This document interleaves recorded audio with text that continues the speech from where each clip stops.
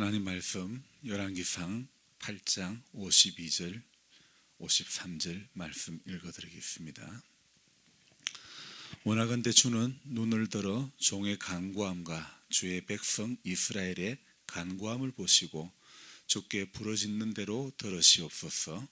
주 여호와여, 주께서 우리 조상을 애굽에서 인도하여 내실 때에 주의 종 모세를 통하여 말씀하심 같이 주께서 세상 만민 가운데에서 그들을 구별하여 주의 기업으로 삼으셨나이다. 아멘.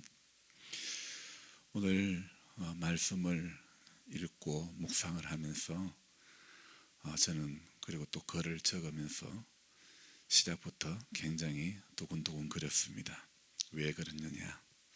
하나님께서 오늘도 어떻게 열어가실지 기대가 되기 때문이었습니다. 하루하루를 살아가면서 주님이 인도해 주신다는 것을 느낄 때에 그것만큼 인생이 재미있는 것은 없다고 생각이 듭니다.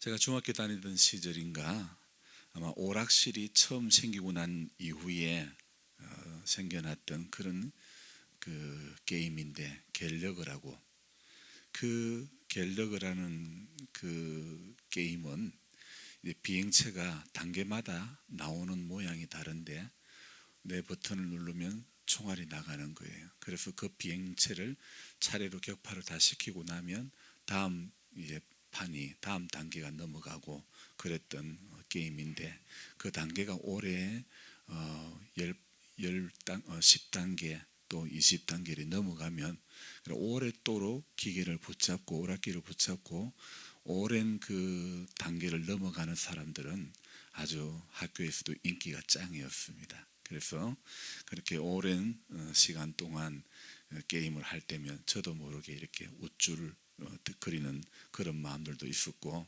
어쨌든 시간 가는 줄 모르고 오락 산매경에 빠졌던 그런 시절이 있었죠. 저는 요즘 저희 하루의 일상을 이렇게 이야기한다면 조금 과장해서 전에 그 갤러그를 한참 할 때에 두근두근거리고 너무 정말 재미있었고 어떤 그런 시간 같은 그런 생각이 드는 것입니다. 그래서 하루의 일상 가운데서 하나님께서 오늘 또 어떻게 인도해 가실까, 날마다 정말 기가 막히게 하나님이 하루하루를 열어주시는 것에 대해서 정말 기적이고 정말 은혜라는 것을 날마다 느끼고 있습니다. 잠언과 열왕기상 말씀을 읽으면서 또 솔로몬에 대해서 기록한 말씀을 읽으면서 오늘 주신 은혜를 나누려고 합니다. 항상 매일이 그렇습니다. 글을 시작할 때는 하루도 오늘 어떻게 적어야 될지 도무지 답이 없습니다. 아무 생각이 없습니다. 그런데 성경을 읽고 노트북에 손을 올리면 하나님께서 이렇게 은혜를 주셔서 희한하게 글이 되어가는 것입니다. 그래서 이런 걸 신들렸다, 신받았다, 우리 집 앞에 대나무만 안 꽂았다 뿐이지 저는 신을 받은 사람인 것 같습니다. 어떤 신이냐? 최고 높은 신, 하나님의 신 성령님을 말씀하는 것입니다. 성령님의 은혜가 아니고는 뭐라고 이거 설명할 방법이 하나도 없습니다. 어제 새벽에 잠언을 누가 썼냐고 제가 물어보았잖아요. 그럴 때에 우리 교인분들의 반응이 마치 한 번도 안 들어봤던 것처럼 그런 반응을 하시는 겁니다. 그래서 저를 포함한 이 많은 목사님들은요, 때로는 짓궂은 데가 있습니다. 뭐 어떤 짓궂은 게 있느냐? 질문을 할 때는 꼭 장로님들에게는 안 하고 누구에게 하느냐? 만만한 사람이 권사님이라고 권사님들에게 잘 묻게 되죠. 왜냐하면 이 정도는 교회에 오래 섬겨왔던 권사님 정도 되면 이 정도는 당연히 알아야 된다고 생각해서, 그래서 언제나 표적은 권사님일 때가 많다는 것이죠. 근데 우리 권사님도 모른다는 표정입니다. 그래서 제가 잠언 1장 1절 말씀을 보라고 알려드렸죠. 다윗의 아들 전도자 솔로몬의 잠언이라 그랬죠. 근데 제가 어제 질문했던 이 공격은 오늘 새벽 제 자신에게 돌아왔다는 그런 느낌을 해보았습니다. 글을 적다 보니 제가 얼마나 어리숙한 목사인지 미숙한 목사인지 다시 한번 깨달았습니다. 열왕기상의 저자를요 제가 솔로몬이라고 쓰고 있는 거예요. 아유, 제가 속으로 야이고 자스가 그랬습니다. 왜 그렇게 생각했을까요? 솔로몬 이야기 나오니까 솔로몬이 썼다고 생각했던 거죠. 열왕기 성경은 예레미야가 썼던 성경입니다. 남유다가 멸망하기 한 해 전에, 그러니까 BC 587년경에 예레미야가 썼던 그런 책입니다. 어제 그 수요일 밤에 제가 설교한 내용이 틀림이 없습니다. 여러분은 성경을 많이 보시라고. 여러분들이 성경을 안 보면 목사가 사기를 치도 모른다고. 여러분, 살려고 하나님 말씀을 받는데, 살려고 하나님 말씀을 듣는데 교인이 성경을 들여다보지 않으면 목사가 사기를 쳐도 아무것도 모른다고요. 물론요, 목사가 대놓고 사기치는 사람은 없습니다. 그렇다면 그 목사가 나쁜 사람이죠. 목사도 전부 다 아는 것이 아니기 때문에 저도 이렇게 새벽마다 다시 말씀 앞에 저 자신을 점검하고 또 점검하는 것입니다. 교인들 상대로 사기를 안 치려고 말입니다. 혹시나 내가 잘 몰라서 왜곡되게 전하면 그건 교인들 상대로 사기를 치는 것이 될 수도 있는 것입니다. 물론 계획적인 사기는 아니지만 말입니다. 여러분, 성도가 성경을 읽는 것은 목사를 영적으로 살찌게 하는 겁니다.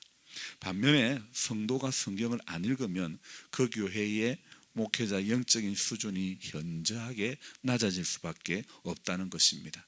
겉으로 들을 때는 잘 모릅니다. 말씀이 거기서 다 거기인 것 같기 때문에. 그러나 분명한 것은 참 복음은요 회개가 일어나는 것이고, 또 성령의 내주하심이 있으면 별것 아닌 말씀 같은 그런 것에서도 눈물의 샘, 은혜의 샘이 터지기 마련이라는 겁니다. 여러분, 목사의 믿음도 보장할 수 없습니다. 목사도 치매에 걸릴 수 있고 목사도 공황장애에 걸릴 수 있습니다. 사람들은요 쉽게 말하는 경향이 있는데, 물론 저를 포함해서 말입니다. 그런 일을 당하면 목사가 왜 치매에 걸려? 목사가 왜 공황장애에 걸려? 그런 말을 충분히 할 수 있습니다. 여러분, 치매는 목사라고 피해갑니까? 교회 오래 다니면 치매도 안 걸리고 병도 안 걸리고 사고도 안 나고 자식도 잘 되고 아멘도 없네. 이렇게 말하면 새벽에 분명히 우리 성도님들이 아멘 할 거라 그랬더니 아니나 다를까 여러분들이 아멘 하셨습니다. 왜 그럴까요? 왜 아멘 했을까요? 우리는 이미 너무 기복적인 설교에 익숙해져 있고 기복적인 신앙에 충분히 젖어 있기 때문입니다. 여러분, 미신도 이런 미신이 없는 것입니다. 우리 모두가 말씀에 안 붙들리면 진정한 그 말씀에 동의가 없이 맹목적인 그런 아멘을 연발하는 사람은요 자신도 모르게 아멘 맹신자가 될 수 있다는 겁니다. 여러분, 아멘 맹신자가 뭔지 아세요? 아멘 맹신자란 아멘만 잘하는 맹한 신자를 아멘 맹신자라 그렇게 말하죠. 예수 믿는 교인이 성경을 안 보면요 맹한 신자 밖에 될 수밖에 없는 거고요. 그리고 목사도 여러분 성경을 안 보면요 맹한 목사가 될 수밖에 없는 것입니다. 이 맹함을 벗어나는 길은요 오늘도 성경을 붙잡는 그 길밖에 없는 것입니다.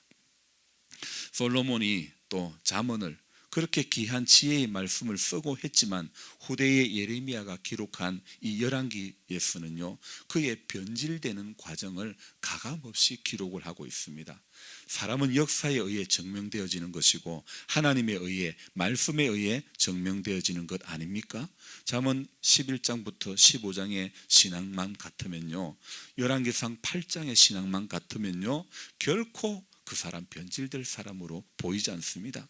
그런데 열왕기상 이 8장 12절부터 보니까 너무 멋진 연설을 합니다. 그리고 23절부터 보면요 솔로몬이 정말 너무 멋있는 그런 기도를 하고 있는 것입니다. 말끝마다 내 아버지 다윗, 말끝마다 내 아버지 다윗, 그렇게 이야기를 하고 있죠. 정리를 해보면요 멋있게 말 잘하고 기도 잘하고 입만 열면 내 아버지 다윗. 이것은요 무엇을 의미합니까? 내 아버지 다윗이라는 이것은요, 약속을 의미하는 것입니다. 약속에 대한 신뢰를 의미하는 것입니다. 하나님 아버지께서 내 아버지께 약속하신 그것을 이루셨다고 고백하는 그런 대를 이은 참 아름다운 신앙의 모습이 우리는 들여다볼 수 있죠. 여러분, 그러면 문제가 없습니까? 멋있는 기도 끝에 성전과 왕궁을 건축하기를 마친 후에 전에 기브온에서 나타나셨던 하나님께서 또 솔로몬에게 열왕기상 9장에 또 나타나십니다. 그리고 말씀을 주십니다. 그렇게 말씀을 받았습니다. 그런데 여러분, 안타까운 사실은요, 열왕기상 10장에 가면 솔로몬이 서바 여왕의 방문을 한 이유로 다 보여주면서 자랑하면서 거기에부터 10장 후반부에 가면요, 솔로몬이 교만하고 타락하는 그런 가정들을 이렇게 기록하고 있습니다. 저는 이 8장의 멋있는 연설을 이렇게 보고 또 멋있는 기도도 이렇게 보았지만은요, 그러나 10장에 들었으면 솔로몬이 어떤 일을 하는지를 뻔히 알기 때문에 어떨 때는요, 차라리 이럴 때에는 성경의 흐름을 모르면 오히려 더 은혜가 되지 않았을까, 이런 마음도 있었습니다. 다윗 때도 마찬가지입니다. 하나님요, 제가 치러 올라갈까요 말까요? 늘 묻던 다윗, 사울의 그 괴롭힘 가운데서도 그도 사울을 죽일 수 있었던 그런 기회가 있었지만은, 그러나 그렇지 않았던, 저는 그런 다윗의 그 인품, 그렇게 인품이 대단한 그 다윗이 신하의 아내를 그렇게 할 줄 몰랐습니다. 베드로 12제자 중에 수제자 아닙니까? 그런데 저는 그렇게 쉽게 부인할 줄 몰랐습니다. 여러분, 그렇게 하나님을 몇 번이나 개인적으로 만남을 가졌던 솔로몬도 명성이 자자해지자 곧 타락하고 말았다는 것이죠. 모세는요, 하나님의 목전의 은총을 받은 사람 아닙니까? 그런데 그렇게 귀한 은혜를 받았음에도 반석을 명하여 물을 내라고 말씀하셨을 때에 그 말씀을 기억하지 못하고 어떻게 합니까? 반석을 2번 내려치지 않습니까? 그 일로 그렇게 귀한 일을 다 감당하고도 이스라엘 자손의 목전에서 너는 내 거룩함을 나타내지 못했다고, 그러면서 너는 이제 그 땅에 들어가지 못한다는 그런 말씀을 받게 되고 말지 않습니까? 여러분, 수십 년의 세월이 흘러도 모세는요, 자신의 혈기를 다스리지 못하는 겁니다. 돌로서 이렇게, 물로서 그 원망을 들은 게요, 모세의 생애에 백성들에게 물 문제로 원망 들은 게 3번이나 있었습니다. 근데 모세가요, 그 이스라엘 백성들 가나안 그 2세대들에게 뭐라고 말합니까? 이 반역한 너희여 들어라. 우리가 너희를 위하여 이 반석에서 물을 내랴. 얼핏 보기에는요, 그 이스라엘 신세대 백성들을 바로 세우기 위한, 그래서 책망한 것으로 보이지만은, 그러나 실상은요, 모세는 끓어오르는 분노를 절제하지 못하고 되려 거친 말로 표출을 하고 마는 것입니다. 광야 1세대를 목회를 하면서 들은 것은, 본 것은 전부 무엇입니까? 원망하고 불평하는 것. 그래서 모세랑 다투고, 이래 보면요, 모세가 광야 1세대의 사람들을 전부 목회하는 동안에 전부 하나같이 원불교 교인들만 데리고 목회를 한 것 같아요. 원망하고 불평하고 교만한 교인들만 데리고 목회를 한 탓일까요? 40년이 지나 가나안 입성을 목전에 두고 그는요, 그만 그때의 트라우마 때문인지 또 이 이스라엘 백성들을 쳐다볼 때에, 원망하는 그 백성을 볼 때에 모세는 분노가 치밀어 오르고 말았던 것입니다. 하나님이 친구처럼 대면하고 상대해 주었던 사람도, 그렇게 이는 내 마음에 합한 자라고 했던 다윗도, 일천 번제를 드린 후에도, 성전과 또 왕궁 건축하기를 마친 후에도 하나님을 만났던 사람 솔로몬도 인생의 진의 한계를요, 결코 벗어나지 못했다는 사실입니다. 그래서 오늘 저와 여러분들이 오늘도 필요한 것은요, 말씀 앞에 붙들리는 것, 끊임없이 말씀의 인도를 받는 것, 그것밖에 없는 것 같습니다. 여러분, 제가 어저께 수요일 밤에 말씀을 전할 때에 우리가 드리는 예배 현장에 누가 왔습니까? 이 마을에 보건소장님이 오시지 않았습니까? 그래서 제가 예배 도중에 물었지 않습니까? 소장님, 원래 교회 나오셨어요. 그러니까 어쩌다 한 번씩 간다고 그런 말씀을 하시지 않았습니까?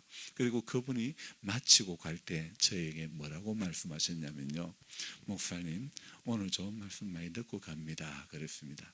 여러분, 같은 말씀도 누구에게는 생명의 말씀이 될 수 있고 누구에게는 그냥 좋은 말씀으로 그칠 수 있다는 겁니다. 여러분, 오늘 하나님의 말씀이 좋은 말씀으로 그치면 안 되는 겁니다. 하나님의 말씀은 나의 생명의 말씀, 나에게 생명을 주는 말씀입니다. 내가 붙잡아야 될, 내가 평생 붙잡아야 될, 내가 평생 들어야 될 말씀이 하나님 말씀 아닙니까?